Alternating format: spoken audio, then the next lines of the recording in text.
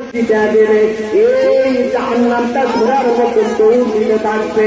আল্লাহ পাক রব্বুল আলামিনের দরবারে ডাকতে বলতেছেন, রব্বুল আলামিন এত হাজার হাজার ফেরেশতা, শক্তিশালী ফেরেশতা জাহান্নামকে আটকাইতে পারল না। এটা আবার কেমন পানি, এটা আবার কেমন পানি। আবার আল্লাহ পাক রব্বুল আলামিন ডাকতে কয়, ও নবী আমার, এটা রহমতের কোন পানি নয়। দুনিয়ার মধ্যে আপনার উম্মতেরা, আমার বান্দারা জাহান্নামের ভয়ে, কবরের ভয়ে আমি আল্লাহ রাব্বুল আলামিনের জন্য চোখের পানি ছেড়ে হইছে। আমি আল্লাহ তাআলার চোখের পানির কারণে আমি আল্লাহ তাআলার জিন্দেগির গুনাহ আমি আল্লাহ মাফ করে দিতে ধরে বলে সুবহানাল্লাহ।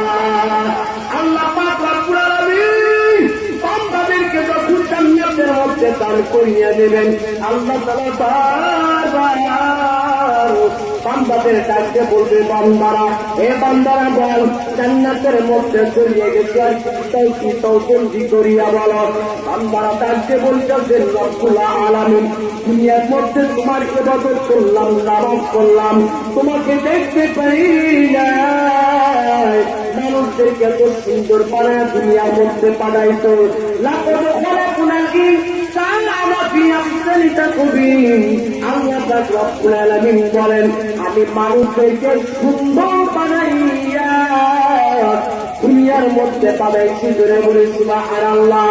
এই বান্দারা, জান্নাতি বান্দারা আল্লাহ রব্বুল আলামিনের দরবারে ডাকতে বলতেছেন, মালিক, ও রব্বুল আলামিন, দুনিয়ার মধ্যে তোমাকে দেখতে পাই নাই, শুধু চেষ্টা করেছি একবার যদি তোমাকে দেখতাম।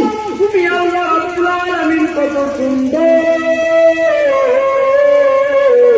আল্লাহ পাক রব্বুল আলামিন জান্নাতি বান্দাদেরকে ডাকতে বলতেছেন, বান্দা বান্দিরা রেখে থাকো, আমি আল্লাহ রব্বুল আলামিন পর্দাটা সরাই দিব। আমার মালিক যেমন একটা আল্লাহ, এমন একটা মালিক আমার আল্লাহ তাআলা যখন রহমতের পর্দাটা সরাই দিবেন, ওই জান্নাতি বান্দারা নূরের আলোতে আমার বেহুশ হইয়া জমিনের মধ্যে পড়ে যাবে। ধরে বলি আল্লাহু আকবার।